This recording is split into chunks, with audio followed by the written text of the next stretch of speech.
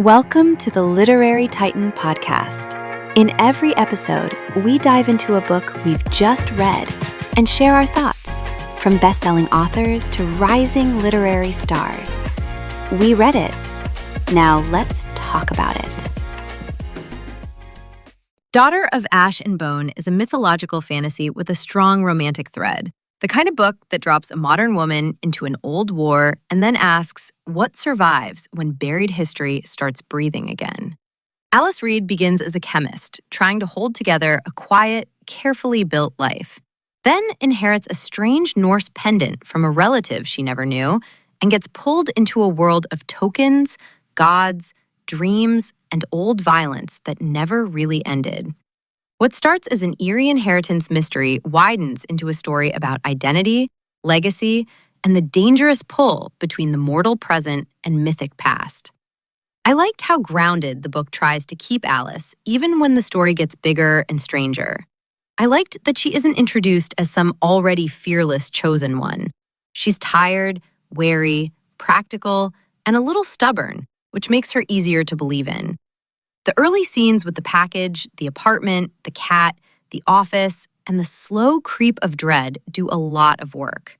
They give the fantasy something solid to push against. I also think the author has a real feel for momentum. The book keeps feeding you just enough mystery to make you keep going, whether that is the changing pendant, the dreams, or the shifting loyalties around Alice. Sometimes the dialogue and emotional beats feel a bit heightened, but in this kind of fantasy romance, that intensity is part of the engine, and for the most part, it works. I was especially interested in the author's choice to build the story around Norse mythology without making it feel like a cold mythology lesson. The gods and their history arrive through conflict, family damage, and personal cost, which makes the lore feel lived in instead of pinned to a board. Beckett and Alice's connection gives the book warmth, and I appreciated that the romance grows beside danger rather than replacing it. Tia, Freya, Campbell Graves, and Loki also help widen the emotional field of the novel. Loki, in particular, comes across less like a flat villain and more like an old wound that learned how to speak. Daughter of Ash and Bone is easy to sink into and easier than I expected to care about. It feels like an urban fantasy and mythic fantasy blend, with romance at its center, written for readers who want magic, emotional stakes, ancient grudges, and a heroine who has to piece herself together while everything around her is coming apart.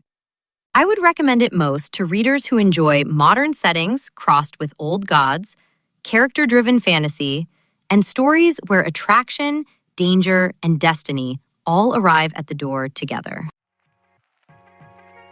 Thanks for joining us on the Literary Titan podcast. If today's review sparked your interest, be sure to pick up a copy of the book and experience it for yourself. If you enjoyed the episode, don't forget to subscribe, leave a rating, or share it with a fellow book lover. Until next time, keep reading, not just to escape, but to grow.